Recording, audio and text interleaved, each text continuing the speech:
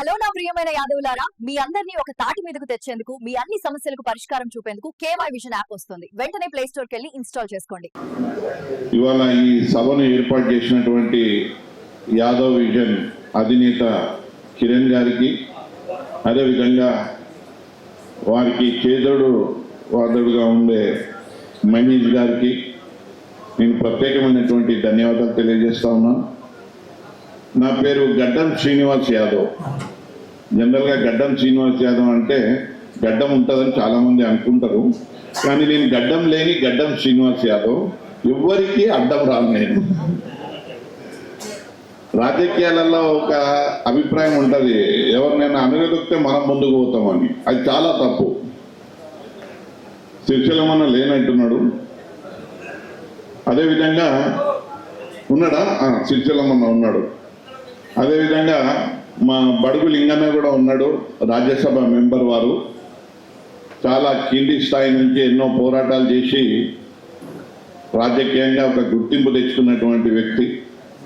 అదేవిధంగా మా శ్రీశైలమన్ననైతే ఇవాళ 2 రాష్ట్రాలల్లో చాలా ఏంది అని అంటే అద్భుతమైనటువంటి రాజకీయ చతురతను ప్రదర్శించి వాళ్ళ కుమారుడైనటువంటి నవీన్ యాదవ్ని ఎమ్మెల్యే చేసుకున్నాడు. నేను ఎందుకు చెప్తున్నానంటే ఇది చాలా ముఖ్యమైనటువంటి సభ ఇది. ఎందుకంటే ఇవాళ సర్పంచులు మొట్టమొదటి అడుగు చట్టసభలలో అడుగు పెట్టినటువంటి సందర్భం. మరి వారికి ఇతోధికంగా గౌరవించాలి అన్న సాంప్రదాయాన్ని మన యాదవ్ విజన్ వాళ్ళు తలపెట్టడం అన్నది చాలా గొప్ప విశేషం. ఎందుకంటే రాజకీయాలలో కానివ్వండి, వ్యక్తిగతంగా కానివ్వండి, మనుషులము మనం అభిమానించుకోవాలి.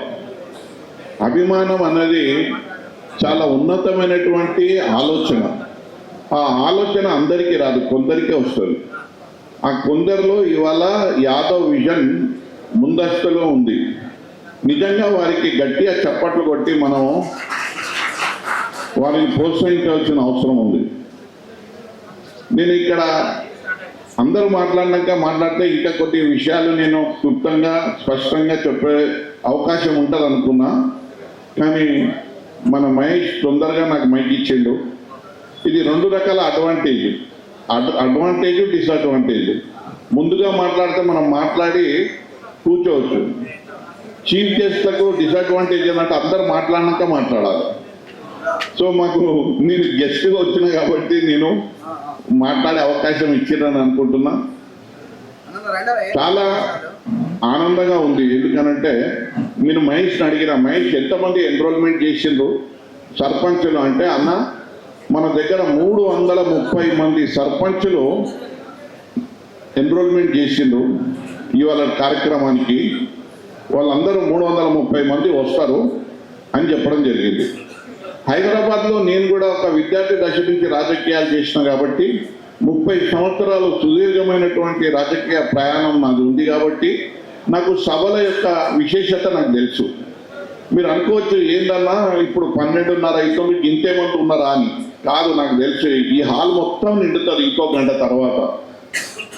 ఎందుకనంటే హైదరాబాద్లో కల్చర్ మీకు తెలుసు ఏంటి అని అంటే కొద్దిగా లేట్లు ఇవ్వడం.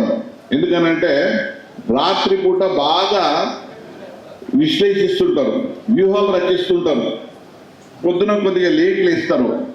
లేచి కూడా అందులో ఇది చలికాలం, మనకు 10 అయినా 7 అయినట్టే కనిపిస్తుంది.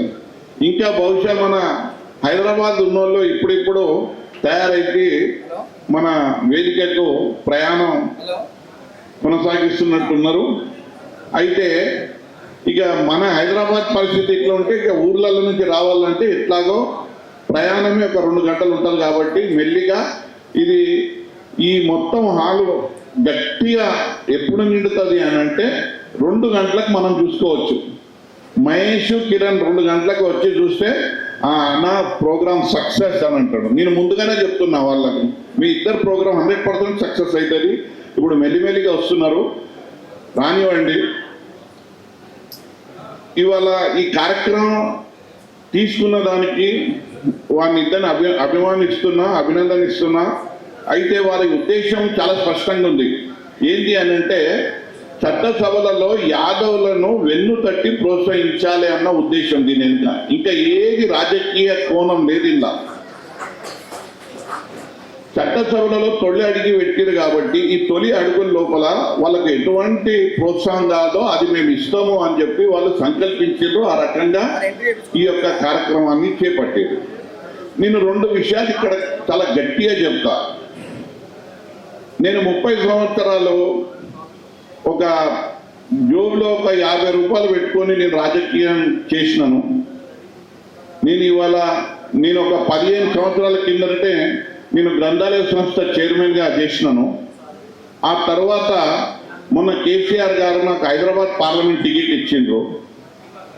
ఈ 30 సంవత్సరాలు చూస్తే చాలా సుదీర్ఘ ప్రయాణం. అయితే ఇవాళ మాకు రాజకీయాల్లో మా గమ్యాన్ని ఇంకా చేరుకోకపోవచ్చు. నేను అదే అంటారు చాలామంది నా సమకాలీకులు, అరే నువ్వు ఎమ్మెల్యే కావాల్సి ఉండే, ఎంపీ కావాల్సి ఉండే రాజకీయాలలో అంటే నేను వాళ్ళకి ఒక్కటే చెప్తా, ఏం లేదు బ్రదర్, రోడ్ ఇటువైపు ఉన్నారు, మీరు తొందరగా దాటిర్రు, నేను కూడా దాటుతా, నా సమయం కూడా వస్తుంది అని చెప్తా. కొద్దిమంది తొందరగా దాటేస్తారు, కొద్దిమందికి టైం పడుతుంది. దాంట్లో నిరుత్సాహపడాల్సిన అవసరమే లేదు. సంకల్పం బలంగా ఉంటే ఏదైనా సాధించగలుగుతాం. బడుగు లింగన్న అడగవచ్చు, గట్టిగా చెప్తారు ఆయన. నేను ఎందుకు చెప్తున్నా ఈ విషయాన్ని అంటే రాజకీయాలు కుట్రలు కుతంత్రాలు కొన్ని ఉంటాయి. అయినా ఎక్కడ వెనుకాడుకు వేయకుండా, నిరాశ పడకుండా, నిస్పృహలకు లోను కాకుండా ఖచ్చితంగా మన సంకల్పాన్ని ముందుకు తీసుకుపోవాల్సిన స్ఫూర్తిని మనం నింపుకోవాలి. అడుగడుగున స్ఫూర్తిని నింపుకుంటేనే రాజకీయాల్లో మనం రాణిస్తాం. నేను ఇప్పుడు చూసిన ఒక హాస్టల్ గురించి వాళ్ళు ఒక ప్రయత్నం చేసిండ్రు. నిజంగా ఈ హాస్టల్ ఎందుకు అని అంటే హాస్టల్ లోపల అందరూ అదొక వేదిక, రాజకీయాలకు పునాది రాయి హాస్టల్గా ఉంటాయి. ఆ హాస్టల్లో వచ్చిన వాళ్ళందరూ రాజకీయాల గురించి విద్యార్థులు చర్చించుకుంటారు. అక్కడ ఒక విప్లవము, ఉత్తేజము, ఒక సంకల్పం అనేది ఏర్పడుతుంది. సో అలాంటి హాస్టల్ లేనందువల్ల మనము వెనుకబడిపోయినామన్నది వారి బాధ, అది వాస్తవం. అయితే హాస్టల్ పెట్టిన వాళ్ళు ఎట్లా ముందంజలో ఉన్నారన్నది కూడా మహేష్ తమ్ముడు చాలా చక్కగా చూపెట్టిండు. హనుమంతరావుది చూసినాము, హరీష్ రావు గురించి మాట్లాడిండ్రు వారు.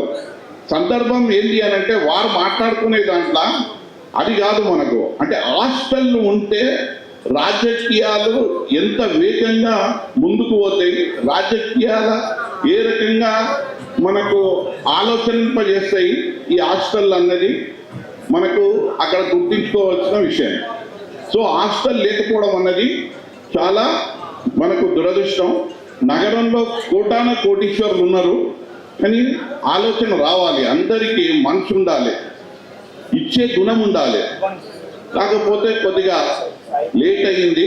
అయినా కానీ ఇప్పుడు వారు స్టార్ట్ చేశారు కాబట్టి ఒక 10 మంది ఒక కమిటీలకి ఏర్పడితే నేను కూడా దాంట్లో వారికి నా వంతు భాగ్యస్వామ్యం కూడా నేను అందిస్తానని ఈ సందర్భంగా తెలియజేస్తా ఉన్నాను.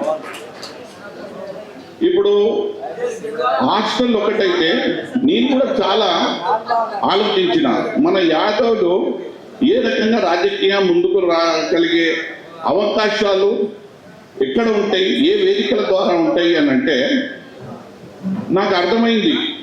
నిజంగా చెప్పాలి అని అంటే ఒకటి హాస్టల్, మనం ఇంకోటి ఏ రకంగా మరి రాజకీయాలు మనము చర్చించుకోవాలి, రాజకీయంగా మనము ఉత్తేజపడాలి, రాజకీయాలలో ముందుకు రావాలి, రాజకీయాలు చెయ్యాలి, సమాజానికి ఆదుకోవాలి, తద్వారా యాదవ సమాజానికి ఒక గుర్తింపు తేవాలి అని అంటే నాకు వచ్చిన ఆలోచన ఏంటి అంటే ఒక పొలిటికల్ అకాడమీ తెరవాలన్నది నా ఆలోచన.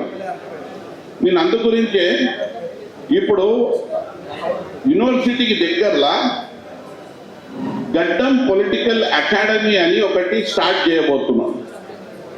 ఈ పొలిటికల్ అకాడమీలో తరచుగా మనం కలుసుకొని పెద్దలు ఎవరైతే ఉన్నారో వాళ్ళ అనుభవాలు తీసుకొని, అంటే రాజకీయంగా పండితులు, రాజకీయంగా సబ్జెక్ట్ ఉన్న వాళ్ళు, పోరాడి ఒక స్థాయికి ఎదిగిన వాళ్ళు, వాళ్ళనందరినీ ఒక గెస్ట్ లెక్చర్గా పిలిపించుకొని మనము ఈ పొలిటికల్ అకాడమీ లోపల ఔత్సాహికులు ఎవరైతే ఉంటారో రాజకీయాల్లో రాణించాలన్న వాళ్ళు అక్కడ క్రమం తప్పకుండా మనం కలిసినట్టయితే మన లోపల ఒక సంకల్పం అనేది ఏర్పడుతుంది.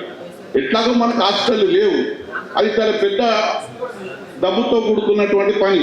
సరే అది అవుతుందేమో. అంతకు ముందు పొలిటికల్ అకాడమీ, గడ్డం పొలిటికల్ అకాడమీ అని నేను తెరవబోతా ఉన్నాను. దాంట్లో మీరందరూ భాగ్యస్వాములు కావాలి. ముఖ్యంగా యాదవులకు ఇది చాలా ఏంటంటే ఒక గుర్తింపులు తెస్తుంది, ఒక ఏంటి అంటే రాజకీయాల పట్ల అవగాహన కల్పిస్తుంది, రాజకీయాల పట్ల ఒక ఆసక్తి కలుగుతుంది అని నేను నమ్ముతా ఉన్నాను.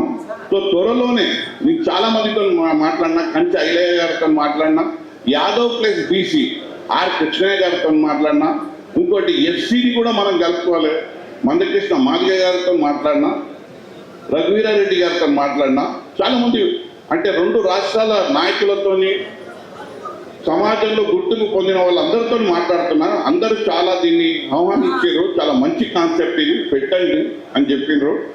ఇప్పుడు ఆ రకంగా నేను త్వరలోనే ఈ మంచి రోజులు లేవు కాబట్టి మంచి రోజులు రాగానే ఆ పొలిటికల్ అకాడమీని నేను స్టార్ట్ చేయబోతా ఉన్నా.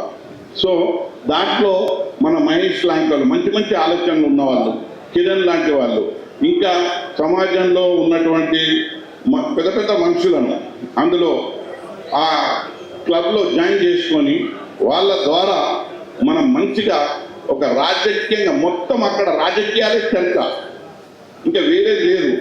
ఇప్పుడు ఒక క్లాస్కు పోతే సబ్జెక్ట్ ఎట్లయితే ఇంటామో ఆ అకాడమీకి పోతే ఓన్లీ రాజకీయాలే, ఎట్లా మనం రాజకీయంగా ముందుకు పోవాలి. ఇంకో అభిప్రాయం ఉంది మన యాదవులలో కానీ, సామాన్య ప్రజలలో కానీ, వ్యక్తులలో కానీ, నాయకులలో కానీ, డబ్బు ఉంటేనే రాజకీయాలు చేయొచ్చు అని. కానీ నా 30 సంవత్సరాల రాజకీయ జీవితంలో డబ్బు లేకున్నా రాజకీయం చేయగలుగుతారు. కాకపోతే మీకు ఆ కసి, ఆ ప్యాషన్ అనేది ఉండాలి. సో ఆ ప్యాషన్, ఆ కసి ఉన్న వాళ్ళు ఉన్నారా సార్? అట్లా ఎవరైనా అయ్యిండ్రు అంటే ఆర్ కృష్ణయ్య ఎట్లయిండు, మందకృష్ణ వాళ్ళు ఎట్లయిండు. పొద్దున్న లేస్తే రాజకీయాలే మాట్లాడాలి, ఇంకా వేరేది ఉండొద్దుగా. వాని ఊపిరి రాజకీయం కావాలి, డబ్బు అవసరమే లేదు. 10 మందికి ఎట్లా నేను పరిచయం కావాలి, 10 మందితో నేను ఎట్లా నా యొక్క గుర్తింపును పొందాలి, నా సహాయం ఎట్లా అందించాలన్న ఆలోచన ఒక్కటే కనుక పెట్టుకుంటే డబ్బు అవసరమే లేదు. నీ యొక్క ఆలోచనలు, నీ యొక్క వ్యూహాలు సరిపోతాయి. సో నేనేమో అంటే మీకు తెలియజేయవలసిన అవసరం ఈ సందర్భంగా ఏంటంటే, ఒకటి మనం గడ్డం పొలిటికల్ అకాడమీ తెరవబోతా ఉన్నాం. ఎవరెవరైతే ఇంట్రెస్టెడ్ ఉంటారో నా నంబర్ చెప్తా, ముందు నంబర్ రాసుకోండి. ఎవరైనా మీ సెల్లల్లో నా నంబర్ రాసుకోండి, మళ్ళీ తర్వాత మనం కలుద్దాము. ఎందుకనంటే ఈ దెబ్బతోని అన్ని దుకాణాలు బంద్ కావాలి, గట్లా ఉంటుంది ఈ దెబ్బ. విన్నారా? నా నంబర్ వచ్చి 9002000789. ఇప్పుడు నేను ఎందుకు ఈ నంబర్ ఎందుకు ఇస్తున్నానంటే, ఇవాళ తమ్ముడు చాలా కష్టపడి కిరణ్ కానీ, మహేష్ కానీ కోఆర్డినేట్ చేసుకుంటూ అందరినీ పిలిస్తే ఈ సభ అయిన తర్వాత మళ్ళీ మనం ఇట్లా కలుసుకోవాలంటే మళ్ళీ ఒక 6 నెలలకో, ఒక ఏడాదికో, లేకపోతే 3 నెలలకో కలుస్తాం. అట్లా రాజకీయాలు కావు, అట్లా చైతన్యం రాదు, అట్లా ముందుకు పోలేము. మనం తరచుగా కలవాలి, అదే పనిగా ఉండాలి.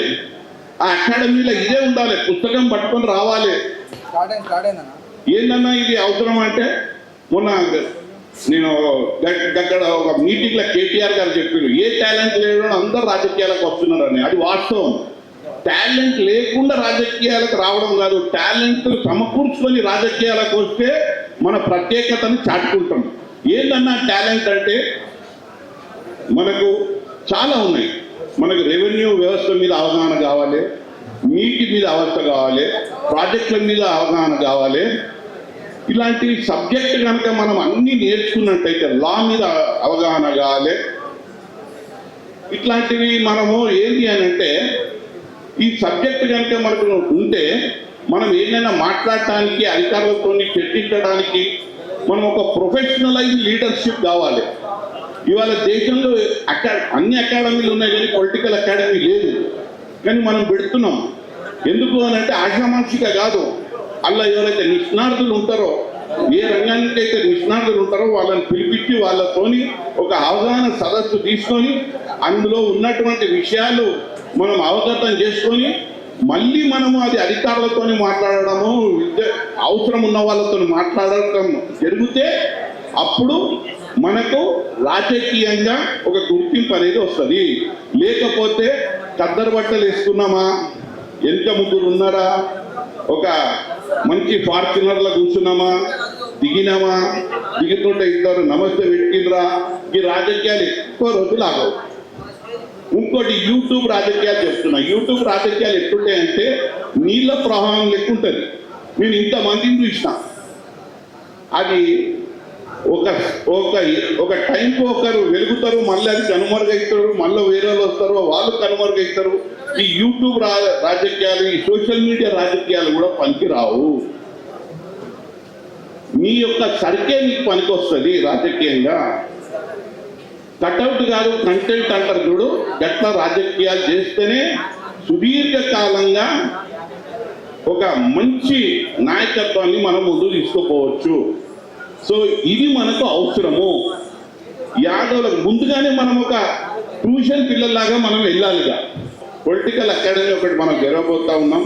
వీళ్ళు ఇప్పుడు హాస్టల్ గురించి చాలా ఎంతో రీసెర్చ్ చేసి వాళ్ళు ఒక డాక్యుమెంటరీ కూడా చూపెట్టిండ్రు.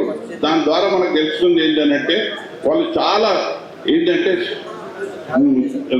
మొత్తం దాన్ని అంచులకు పోయి దాన్ని వెతికి దాని మూలాలకు పోయి అది ఏదైతే అవసరమో అది వాళ్ళు అన్వేషించారు.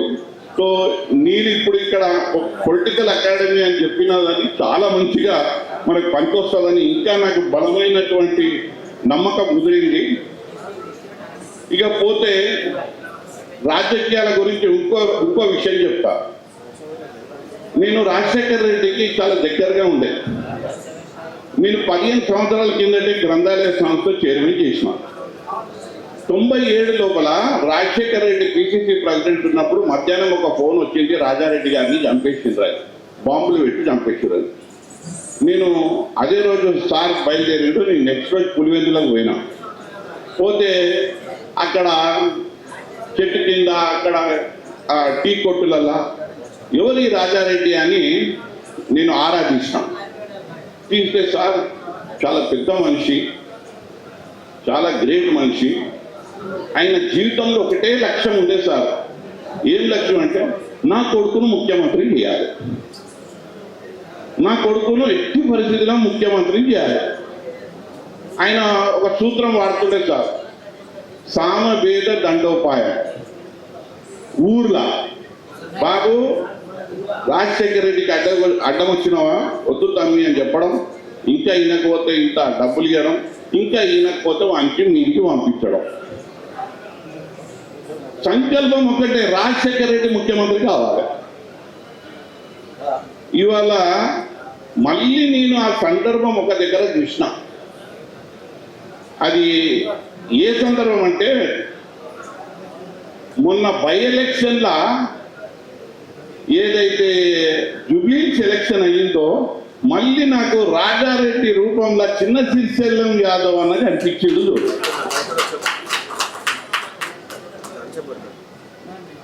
నేను కళ్ళకు కట్టినట్టు చూస్తున్నాను. ఎందుకంటే ఆయనకు ఒకటే ఉంటుంది, 30 ఏళ్ళ సంది నేను మేమిద్దరం చాలా వేదికలన్నా చిన్న నవీని ఎమ్మెల్యే చేయాలి, ఏమన్నా కానీ వాడిని ఎమ్మెల్యే చేయాలి. ఆయన ఏం జరుపుకోలే, ఆయనకి ఏం తెలియదు. కానీ సంకల్ప బలం ఎట్లుంది అంటే నా కొడుకును ఎమ్మెల్యే చేయాలి. ఇప్పుడు అందరూ తెలుసుకున్నారు, నిజం తెలుసుకున్నారు, ఆయన అలాంటి రౌడీ చీటర్ కాదు, అది కాదు, ఇది కాదని. ఇప్పుడు టికెట్ వచ్చినాక చాలా మంది ఇక మిక్స్డ్ ఒపీనియన్ ఉంటుంది. ఎవరైనా మంచోడు మంచోడు మంచోడు అంటారు. కానీ ఒక సందర్భంలో ఆయన మొత్తం ఒక హైదరాబాద్లో ఒక బ్యాడ్ షేడ్ అంటే ఒక నెగటివ్ ఒపీనియన్ తీసుకున్నప్పుడు కూడా నా కొడుకు ఎమ్మెల్యే కావాలి, సీను ఎట్లకైనా సీనన్నా ఎమ్మెల్యే కావాలి, ఇడవలే అయినా. నేను ఎందుకు చెప్తున్నా అంటే ఇట్లాంటి కసి ఇక్కడ చాలా పెద్దలు ఉన్న తల్లిదండ్రులకు కూడా ఉండాలి. మన పిల్లలను ఒక పొలిటికల్లో రాణించాలంటే విన్నావా? కేవలం అరే ఏమైందిరా చదువుకున్నావా లేదా వ్యాపారం చేసినావా డబ్బు తెస్తున్నావా ఇవి కాదు. ఇవన్నీ చిన్నవి. రామ్ మందిర్ కట్టిండ్రు బీజేపీ వాళ్ళు తెలుసు కదా, గుడి కట్టిరు కదా. గుడి కడితే ఆ గుడికి ప్రతిష్టాపన జరిగిన రోజు ఆ గుళ్ళకి లోపల పోయినారు ఎవరు? ఒక్క నరేంద్ర మోడీ పోయిండు. బయట నిలబడ్డలు ఎవరు? అదాని అంబానీ అంటారు. విన్నావా? ఎంత డబ్బున్నా రాజకీయం పవర్ కిందనే. హలో యాదవ్లారా, ఎందుకు ఇన్ని వేర్వేరు యాప్స్ వాడుతున్నారు? న్యూస్, జాబ్స్, గ్రాసరీ ఒక్కొక్కటి వేరువేరు. నిజంగా అన్ని పనులకి వేరే యాప్స్ ఉండటం చాలా ఇబ్బంది కాదా? అవును, అందుకే నేను కొత్త యాప్ గురించి నీకు చెప్పాలనుకుంటున్నాను. అవునా? అందుకే కేవై విజన్ యాప్ వేసా.